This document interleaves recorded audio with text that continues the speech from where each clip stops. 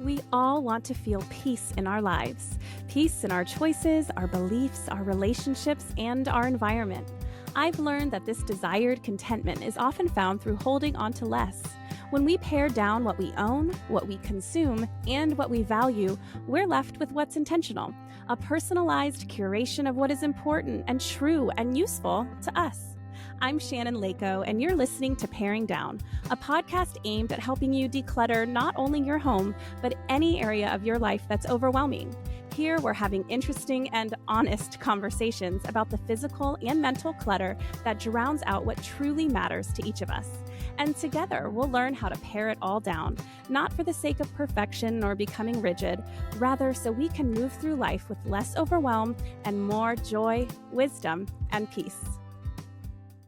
Welcome back to Paring Down, everyone. I just realized in the last week that there are quite a few new people around here. So thanks for being here. It's so weird how the internet works, isn't it? So I made this funny reel about how so many of us keep so many coffee mugs, and we tell ourselves like, oh, someday if I have a lot of people over, it'll be helpful to have 20 coffee mugs. And then a decade later, we never have had 20 people over for coffee, but we still have all these coffee mugs. Anyways, that little reel went viral. And if you remember, like 2 weeks ago, when the last solo episode that I did, at the very end, I shared about how I had a little bit of a tough week because there was some negativity coming into my space, a review of the podcast that wasn't super positive, some mean DMs, and it had really kind of made it hard for me to want to keep going. First of all, you guys show up in a big way. Just further proof that there are so many more like kind and wonderful people in this world than there are negative people, because my DMs were full of so many of you saying, hey, I heard what you said at the end of your podcast, and I just wanted to encourage you and tell you to keep going. And I saw the reviews that came in that were just so kind and so loving. So I do want to say I see you and thank you, because that really lifted my spirits. This is why I feel like the podcast is mutual. Like, it's not just me talking into air. Like, I really feel like it's relational. I wish I heard from you guys even more. I think I'm going to try and include maybe some Q&A type episodes where maybe you can call in. I don't know. I'm trying to come up with it, because nothing brings me more joy than when I actually get to hear from you. But that happened as a result of what I had talked about at the end of last podcast. So thank you to you guys. I just want to be friends in real life. But anyway, I kind of realized in retrospect that the reason I had this influx of like kind of random negative energy is because there had been so many new people that came to the podcast because of that Instagram reel going viral. I didn't realize it, but all of a sudden there's like a 40% increase in listeners, which is a lot of people, like thousands and thousands of new ears around here, which I'm so grateful for. Hi, if you found me from that coffee mug reel, like, I'm very happy that you're here. And with any sort of like new influx of listeners, obviously there's going to be new feedback. And oftentimes, like I talked about before, it can be negative or whatever. So that explains what was going on 2 weeks ago that I just wasn't aware of, because I don't look at my analytics that often, Anywho, let's dive into the episode today. I just wanted to say that. Welcome to the newbies. Thank you to those of you who've encouraged me in the last couple of weeks. And I hope that this episode today is another one that really helps you stay focused on this journey to live with less, not for the sake of living with less, but really so that we can pare down what is important to us in life and live in homes that don't overwhelm us. You guys know I love to get some good inspo from the books that I'm reading. I am a total book nerd. I really support the library and Libby and all of those things.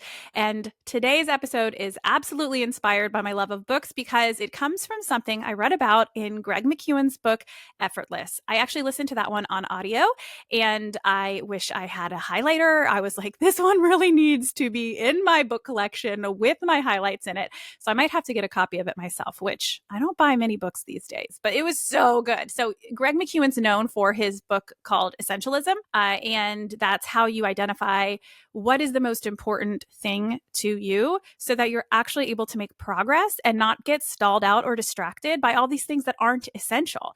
And I think a lot of us struggle with that. And his book just laid it out so clearly with really actionable steps to identify what is essential and how to stay focused on that. However, his second book, Effortless, I don't think has gotten enough airtime in general, in the world, on social media, in book clubs, because it is so good. Effortless takes essentialism and takes it a step further by talking about, okay, you've identified what's essential, but how do you make doing those things easier? Oh, I mean, don't we all want it just to be a little bit easier to do the things that actually matter? And it was just full of really, really wonderful advice. Like I said, I wanted to highlight so much because there were so many practical takeaways. But one of the concepts really stood out to me, and that's what we're talking about today. And it is this power of principles over methods. Okay, so the difference between methods and principles lie in their scope and application, but they're both things that we might apply to a circumstance, right? You apply a method in order for you to get the results that you want, or you apply a principle to something in order to get it done. So a method is a more specific, actionable framework or technique, basically to complete a single task for a particular problem.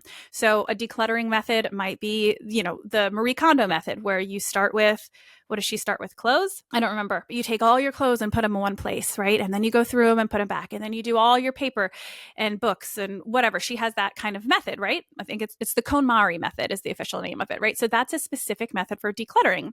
A principle, on the other hand, is a more universal idea or truth that can guide your decision-making and behavior across any task or any discipline, right? Like principles serve as a foundational concept that is adaptable. You can see how it works kind of with no matter what you're doing. So methods are more specific, principles are more universal. And methods are great. I don't have nothing against methods. I think sometimes we do need to kind of have a step-by-step framework in order to get things moving. But the power of principles is that they are so consistent.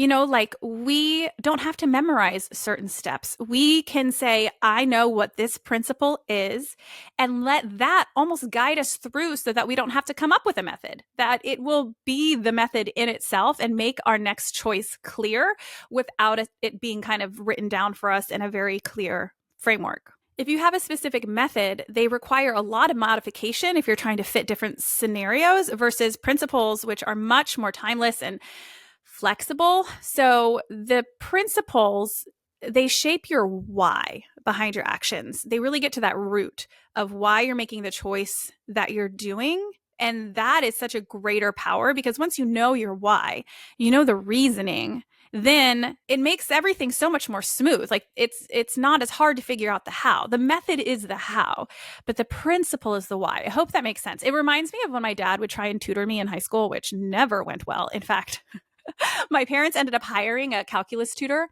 even though my father is a genius, like quite literally. He got a perfect score on his SATs, graduated first in his class at the Naval Academy. He actually went to 1 year at Caltech to study math just for funsies because he graduated high school when he was 16 because he had skipped a grade and they wouldn't let him into the Naval Academy so young. So he just went and studied math for a year at one of the best institutions in America because he was bored, I guess. And then a year later went to the Naval Academy and graduated first in his class academically. And then he wrote his own calculus theory. So, when I say my dad's a genius, I mean he is. I sadly did not inherit that genius gene, at least not when it comes to the math stuff. But anyway, the point is he was very capable of tutoring me in calculus in high school. But no 16 or 17-year-old girl wants her father to tutor her because our hormones tell us that our parents are wrong about everything. So anyway, they hired a tutor for me when I was in high school to just, avoid some family drama.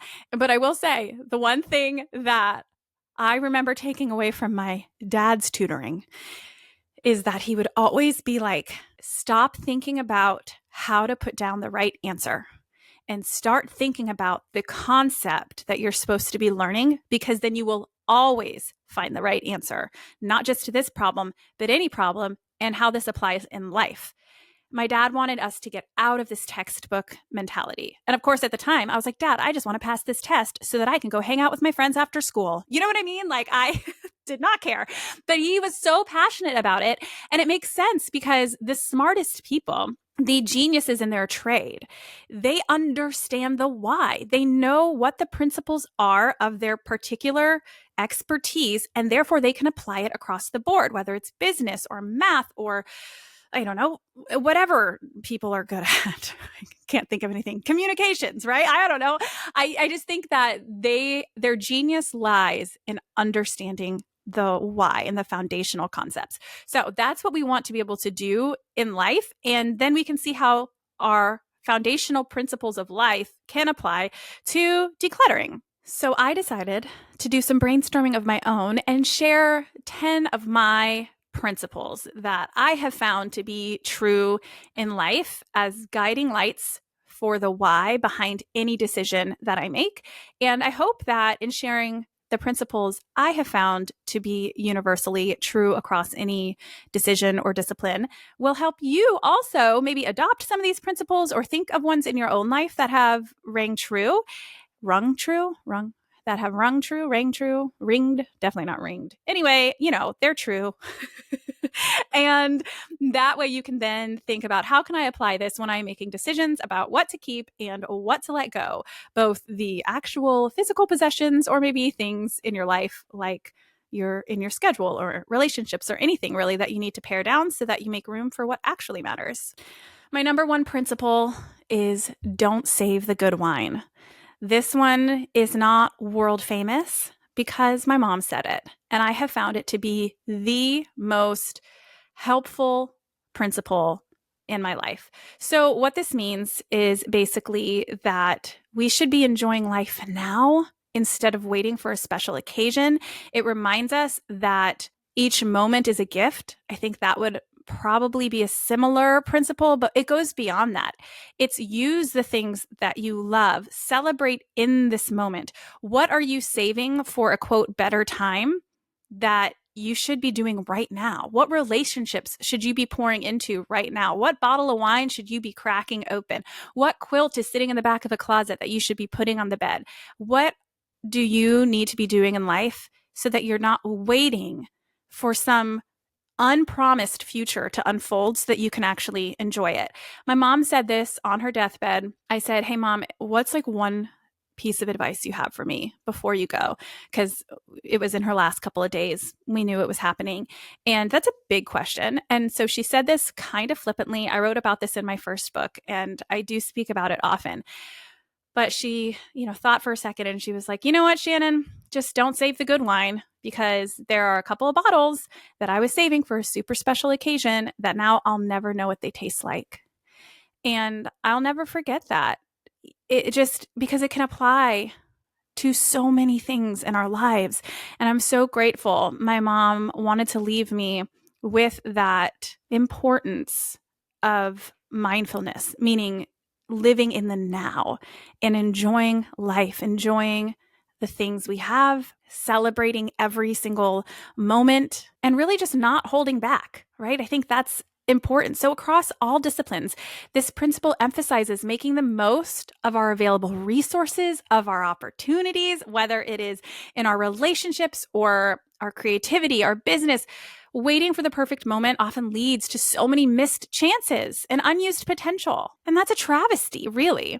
So this one applies pretty easily when it comes to decluttering. More and more, this is becoming the foundation of what I'm trying to teach as I help people hopefully declutter their homes. Is let's focus on using the things we have, on loving the things we have. That way we're not getting rid of things for the sake of getting rid of things. This should bring a sense of positivity to the process, right? Use those special dishes. And if you're not going to, let them go because they're not special enough to you to use them. Light those candles that you've been saving for whatever holiday or whatever. I don't know, future youth likes to light candles. I don't know.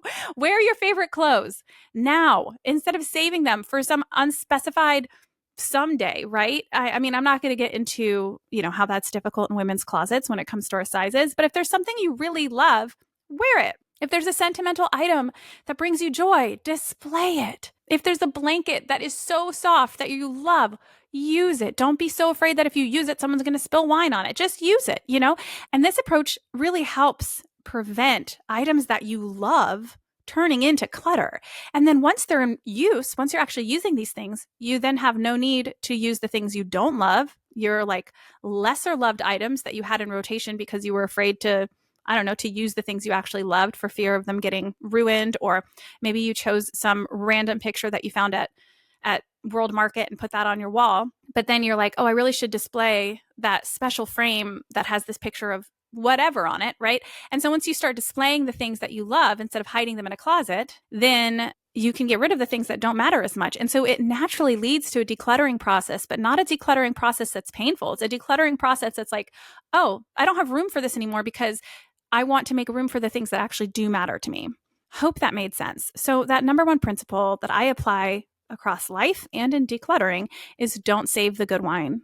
Number two, big principle, you get out what you put in. I mean, this applies to literally anything, right? It can apply to your career, it can apply to your mental health, and it can apply to your workouts. It can apply to everything, really. So what this means is that the effort or investment, like your time and energy, resources, directly impact the quality of the results of what you want to see happen. If you contribute only a little bit, then expect to see very minimal returns. I think this is extremely universal because high levels of consistent input almost always yield better outcomes than if you're just kind of doing something half-heartedly, right? I mean, I'll use marriage as an example. What are you putting in? What effort are you putting into your relationship? And how does your relationship feel? Like, I know that the more I actively decide not to look at my phone and instead engage with my husband, or the more I think about what can I do to make his day better, or what do I need to apologize for so that he knows that the relationship is more important to me than my pride. When I'm really actively putting in effort on our relationship feels better. And then it's a snowball in a good direction, right? I want to do more for our relationship because it feels so good, because it becomes easier, because when I'm doing that, then he's doing that too. And we're both just like happily being married, right? So we're putting in a lot of work, but we're also getting out a lot of really great outcomes. So applying this to decluttering or home management could be that you focus time into decluttering and organizing your home. And then that outcome is greater functionality and less stress. So it might at first look like putting on a lot of work in a big scale kind of a way. Maybe you don't have time to do it all in one weekend or anything, but like saying, I am dedicating 15 minutes a day to decluttering one little corner. I will pick a corner, I will pick a drawer, I will pick some little 15-minute decluttering project. I will clear out that one shelf of the pantry. I will go through our coats. I will go through 2 boxes on that shelf, whatever it is, just a little bit of a day. And with that dedication and investment of putting in the work, then we actually do get to enjoy the fruits of our labor.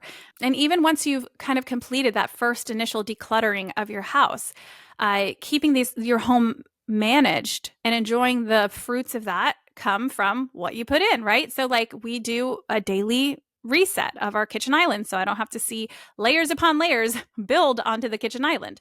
I just have to go through, and it takes me like 3 minutes a day, and then I get to reap the benefits of my kitchen island not ever really stressing me out, because even when it's covered in stuff, I know it's only one layer and it'll take me like 2 seconds to get through it, instead of like feeling bogged down because I know it's going to take me a half hour to try and get through all of the stuff on the counter. I'm putting in the daily effort and I'm getting out the daily benefits.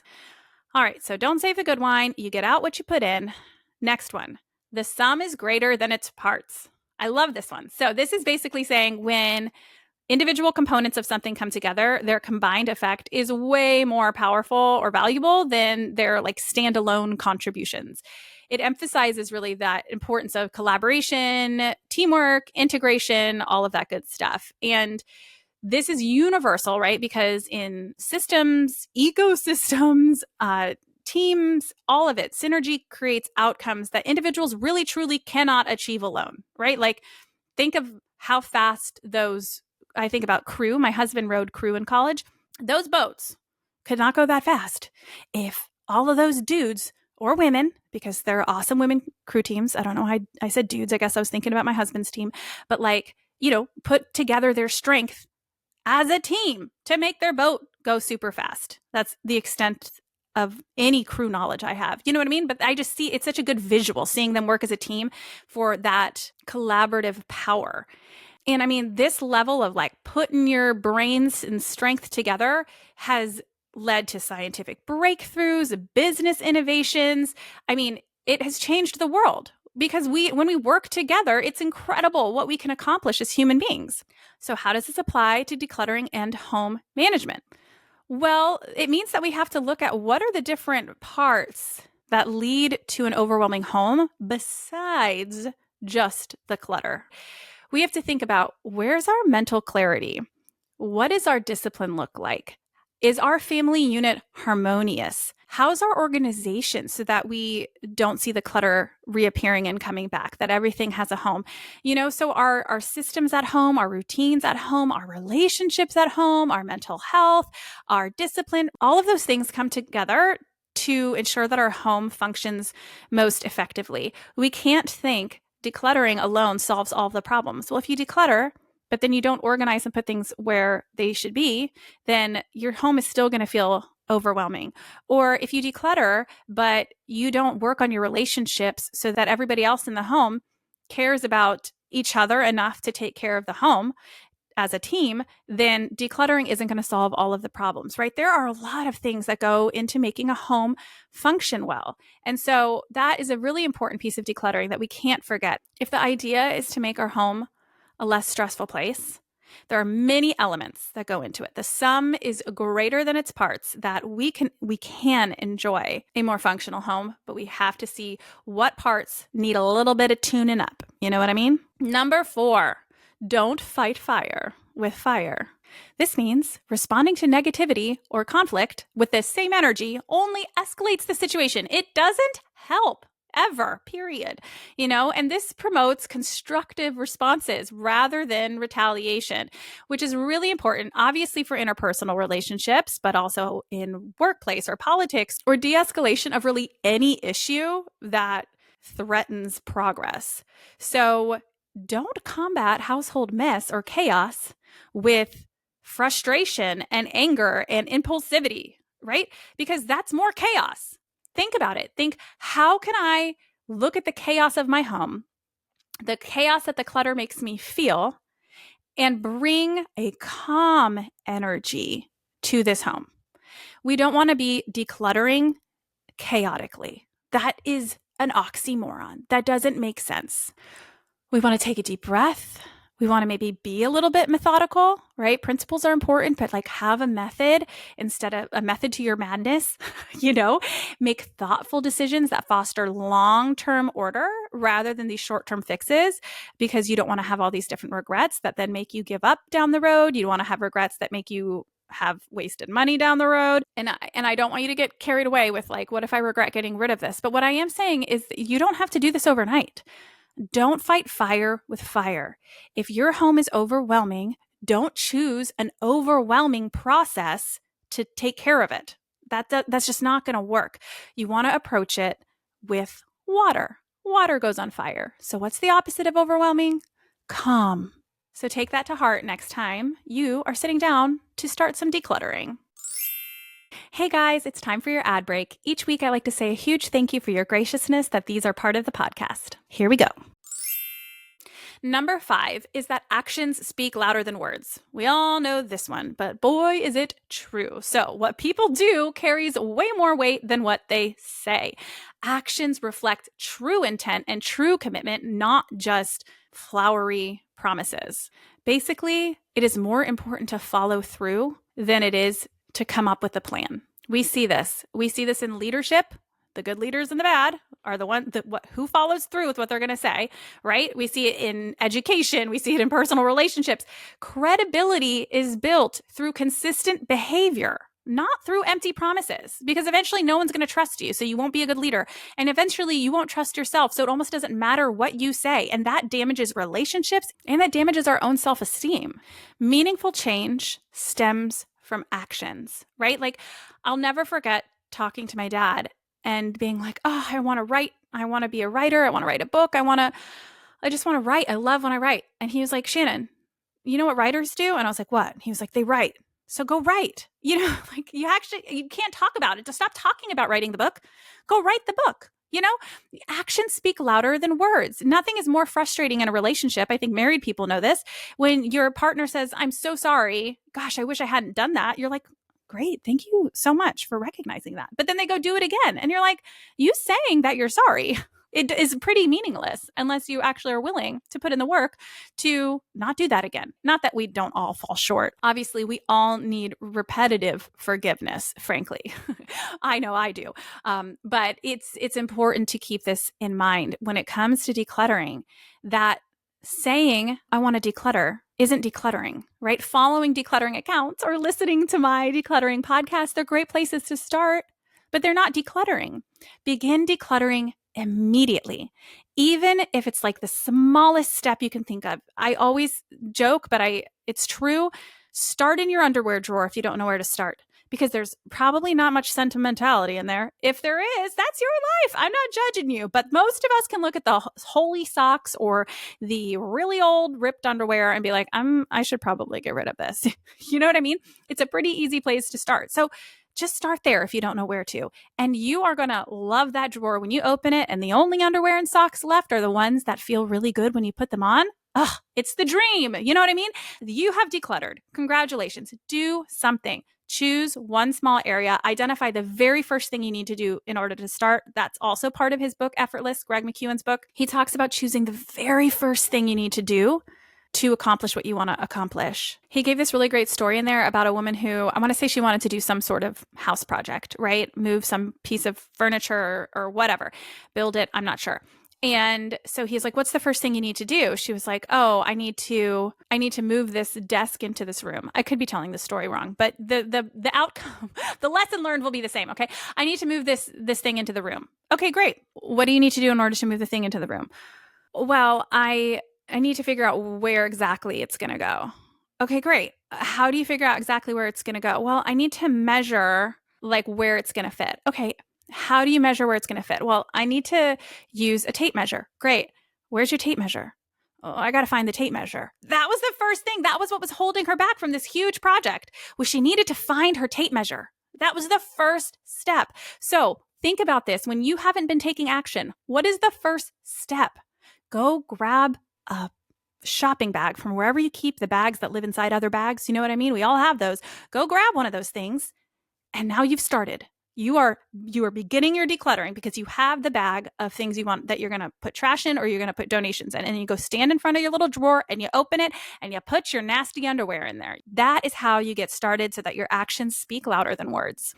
Number 6, slow and steady wins the race. I love this principle. It applies to everything. When I wrote my book, I only wrote 500 words a day. No more, no less. I refused to do more on my good days because I knew that if I wrote 1,000 words on a good day, then the next day I would tell myself, oh, you don't have to write today because you did 1,000 yesterday, and I would lose the consistency and momentum. So I told myself I had to stop at 500 words every single day, no matter what, or push to reach 500 words every day because that was manageable even on my worst days. And I wrote my book with a newborn and a toddler in 7 months because Monday through Friday, I wrote 500 words a day. That slow and steady wins the race every single time. We know this. Consistent, deliberate effort leads to sustainable success over time so that we don't have as many mistakes or burnout. Like I said, this applied to me writing a book. It can apply to project management. Obviously, it applies to fitness. People talk about that all the time. Incremental progress outlasts these quick haphazard attempts, and they foster more resilience and more mastery because you're doing something every single day, hopefully like a little bit more consistently. So when we're trying to declutter, I really encourage you not to try and overhaul your entire home in a single weekend. I have talked about the benefits of doing a big project all at once in a couple of hours so that you get that big boost that makes you want to keep going. I know last January, my husband and I did our garage all in one day. It felt so good. We hired a babysitter. We spent literally 9 hours taking everything out of the garage, going through all the boxes, whatever we wanted to keep, reorganizing it, putting it back, and our garage looked like a new place because we spent 9 straight hours doing that. I think that that's great. However, what's more powerful is that day in and day out, I always am looking for things to declutter and filling up our donation box. Or before my home was more decluttered and I wasn't as in the maintenance stage as much, I would fill up maybe one box a day over and over again until my home was decluttered. You can be consistent and see big progress quickly. So slow and steady wins the race doesn't mean that you're like so slow that you lose momentum. We don't want that either. But you're not all fast all at once, burnout style. You know what I mean? Create the habit of decluttering by doing 15 minutes a day, one box a day, one bag a day, and see how that builds up over time. And you are going to be amazed at the results. Number 7, evolve or die. Okay, this just means that you have to adapt to change. You have to be willing to be flexible for growth. If you're stagnant and stuck in your ways, then you will become irrelevant and what you're trying to do will decline in its success. Obviously, we see this with technology. We see this when Instagram does a new update that makes us want to pull our hair out. And then a year later, we don't know how Instagram even functioned without that, right? Like they're very used to adapting to stay relevant. I'm going to go back to the marriage example. If we are not willing to change as we as individual humans change, and therefore the dynamic between us changes, if we're not able to adapt to that, evolve or die. Either you grow together or that marriage is going to become real miserable. We have to be able to embrace change. Therefore, in our homes, your home should evolve with all your different stages and needs. We have to regularly reassess our possessions and our systems to ensure that they still serve our current lifestyle. I've done a couple of posts recently that kind of talks about this. I talked about how when our weight changes, how do we manage that when it comes to what clothes we're keeping and what clothes we're getting rid of? I don't believe in saying don't keep anything that doesn't fit right now. That's not realistic. Fine. And you can go read my post. I will link to the post where I really share about that in the show notes, so I don't have to get into it right now. But part of it is evaluating where am I currently and what makes sense in my life currently. Evolve or die, right? Or another example is how I finally got rid of all my high heels. I mean, I had so many because I was Miss New York. I mean, I lived my life in high heels in pageant land for many years. And then a decade later, I had 3 kids. I hadn't worn heels in forever, save maybe going to some weddings, but I certainly wasn't wearing like 6-inch high heels to weddings. And so it was time to get rid of those. I don't know why I held on to them as long as I did. So when we are decluttering, look at our home and say, what has not evolved? What am I resisting? Because it's a change in my lifestyle, because it's a change in my space, like because it's a change in, my interests. And make sure that we're decluttering the things that no longer fit with who we've evolved into today. Number 8, this one's huge. You are who you hang out with. My mom used to say this to me all the time. It's not that we don't want to hang out with people who are different from us or who are perfect or are only people that we can get something from. That's not it at all. But there was a study done at Harvard that proved that if you wanted to see success, the one element that made you 99, this is a ridiculous stat for any sort of a study, 99% more likely to see that success if the people you spent time with already had that success. So this just means that your habits, your mindset, all of it is influenced by the people around you. You are not going to be the one influencing all of them. I hope you have a good influence on some people, but in general, the vast majority of the types of people you're spending your time with are going to reflect the type of person you're going to become. So you want to surround yourself with supportive, positive individuals that encourage personal growth, that hold the values that you see dear. This applies to if you want to get good grades in school, to your education, right? Or if you want to work hard in your career, and if you want to be a good mom, if all of these things, you need to surround yourself with other people who have that same spirit of growth, tenacity, and success within each of those individual fields. So when it comes to decluttering and home management, do you only have to be friends with people who are minimalists? No, absolutely not. I would have no friends. I'm like friends with 3 people who are minimal, maybe, and they don't even live near me. However, I do think that there's power in consuming media that helps us, right? Because who we are, who we surround ourselves with also means what messaging we're surrounding ourselves with. And so if you're listening to this podcast, you're doing great. That is good messaging when it comes to decluttering. Don't follow accounts that make you want to buy new things. Follow accounts that help you with contentment and decluttering and organization. Find friends who don't want to go shop all the time with you. Find friends that want to come over for a cup of coffee in those coffee mugs that you've been saving for them to come over and drink out of. And, have a play date with your friends at the house instead. A play date with your friends? I was going to say with kids, but a play date with friends is just as valid. But what I'm saying is to find ways to surround yourself with messaging that supports your decluttering journey. Number 9, done is better than perfect. God blessed me with a lack of perfectionism. I'm not afraid to say it. I feel like these days people wear their perfectionism as like a badge of honor, like I'm a perfectionist or whatever. I'm not. Like I'm just very much not. I really always have felt that completing a task, even imperfectly, is way more valuable than striving for unattainable perfection. My podcast is a great example of this. I look back at my cover art for this podcast when it first started a year and a half ago, and I'm like, I cannot believe you put that on the internet. But you know what? This podcast wouldn't be here if I had sat and tried to make the perfect cover art for my podcast. That's just wouldn't have happened, right? I listened to some of those earlier interviews and I'm like, why did I ask that? Or like, how is that even relevant, right? I'm not a perfect interview. Hopefully I'm getting better every single day, but done is better than perfect. This podcast exists because it's not perfect. Waiting for perfection usually stifles creativity. It delays results. Maybe they never even happen. And it really cuts our self-esteem. That's the second time I brought up self-esteem, but so many of these different principles are powerful because of how they affect not only our homes, but how we feel about ourselves, which are intertwined because I think a lot of us do feel a certain way about ourselves because of the state of our home. So instead of waiting to create the quote perfect system or have your house be perfectly decluttered, just start now, do a little bit. Don't worry about it looking perfect or like the home you saw on Instagram. Who cares about their house? You don't live there. You know what I mean? Just focus on your house. Getting it done is better than making it perfect. Clearing the clutter imperfectly still creates more order than there was before you started. Don't wait for those ideal conditions.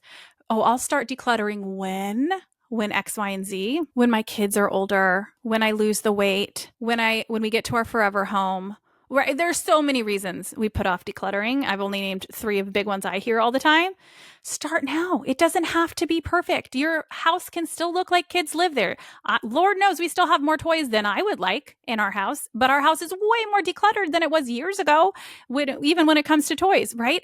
Done is better than perfect, and you will still reap benefits. And the last one, number 10, play to your strengths. I love this principle. This is why it made my list of top 10. By the way, these are like not in any particular order of like why they're my favorite. This is not my 10th favorite principle. I just thought of 10 that I have always found to be really helpful.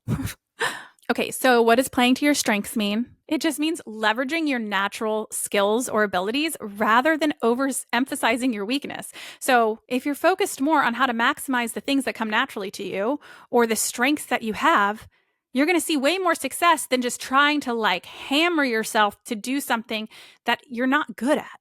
I am a really good decision maker. Always have been. I'm a very decisive person. That probably feeds into the fact that I'm not a perfectionist. So I can just like make a decision and run with it and hope for the best. It works well, I would say like 90% of the time. But the point is I'm good at making decisions. So for me, when it came to decluttering, I was pretty good at just having those 3 boxes in front of me, getting after it and going, boop, boop, this goes here, this goes here. Donate, trash, keep, donate, trash, keep, right? That worked really, really well for me. Maybe that feels really overwhelming for you because you're like, I'm not good at making decisions. I don't know what to keep, what to get rid of. I overthink everything. But maybe your overthinking means you're a really good planner. Okay, so maybe instead of just grabbing a bag and getting after it, you could be really good at coming up with a decluttering schedule and say, okay, I'm going to sit down here and decide ahead of time that I'm going to tackle this corner on this day, this corner on this day, this corner on this day, right? And you can write it down and plan it out in a way that helps you feel less overwhelmed in the moment instead of someone like me who just like dives in and is like, oh, I think I feel like decluttering right now. I'm going to go do it. That overwhelms some people who are not as decisive. So use your planning skills to figure out what's going to work best for a decluttering schedule that would work well for you that's not quite as haphazard. Maybe one of your strengths is being very emotional and sentimental. I don't see that as a weakness. I see that as a strength. Use that strength as you're decluttering to identify what is actually important. And you might say, but I feel like everything is sentimental and important. Okay, so step back and say, this is a strength of mine, is to be able to weed out what holds true meaning, what matters enough for it to take up space. Start writing it out. Write down why it's important to you, what's important to you. And if you are looking at all your stuff and thinking it's all sentimental, pick it up one piece at a time. Let yourself go there. Let yourself think about why you love this item. And then maybe once you really let yourself think about how much you love it, you'll be ready to let it go. Because sometimes we just need to acknowledge our feelings about a piece instead of saying, I can't declutter that. That's sentimental. Sometimes we just need to pick it up and really face our sentimentality face to face. Accept that lovely part of ourselves that loves life, that's empathetic, that has a big heart. And once we allow ourselves to go there with that item, you're playing to your strength of being such a loving, thoughtful person. Then you're more likely to be able to let it go because you've been able to acknowledge its sentimentality and thank it for what it has represented to you. It's amazing what that acknowledgement and validation can do. So I encourage you to think of what are your strengths. Maybe the things that you think are your weaknesses are actually your strengths. If you're like, I can't think of any strengths. Okay, maybe you're better at identifying your weaknesses because as humans, we can be really hard on ourselves and turn it around and say, actually, how is that a strength? And then how can I use that to make the decluttering or organization process a little easier? Okay, well, I'm going to do a quick rundown of those 10 principles that I find to be really useful across any discipline, any experience in life, including decluttering. 1, don't save the good wine. 2, you get out what you put in. 3, the sum is greater than its parts. 4, don't fight fire with fire. 5, actions speak louder than words. 6, slow and steady wins the race. 7, evolve or die. 8, you are who you hang out with. 9, done is better than perfect. 10, play to your strengths. I hope those help you feel inspired and excited when it comes to everything in life, but particularly decluttering and managing your home. Remember that methods are great. We love a good method, but when you sit back and identify some principles, it makes making those decisions and finding the right method a whole lot easier. I have to say, I've done some interviews recently that are coming up in the next couple of weeks that are like my favorite interviews. I'm telling you, I feel like I've been on a roll. I mean, I've always loved all my guests. I always have to caveat that because I wouldn't publish anything or invite someone on if I didn't think they were awesome. However, the conversations coming up, including the one last week with Janine Bryant about decluttering for senior adults and their families. I mean, there's so many really good, powerful conversations that go really deep. So I hope you come back to tune into some of those. And as always, thank you so much for being here. You mean the world to me. Bye. You just listened to an episode of Paring Down with me, Shannon Leyko. If you enjoyed the show, it would mean the world if you can leave a review wherever you listen and share this episode with a friend. Those reviews really are what keeps a podcast on its feet for the long haul, and I will read every single one with a huge smile on my face. So thank you ahead of time. If you're watching on YouTube, don't forget to hit subscribe. Also, be sure to follow along on Instagram at paring_down, where I offer lots of tips and inspiration for paring down, along with what's new here on the podcast. Till next time.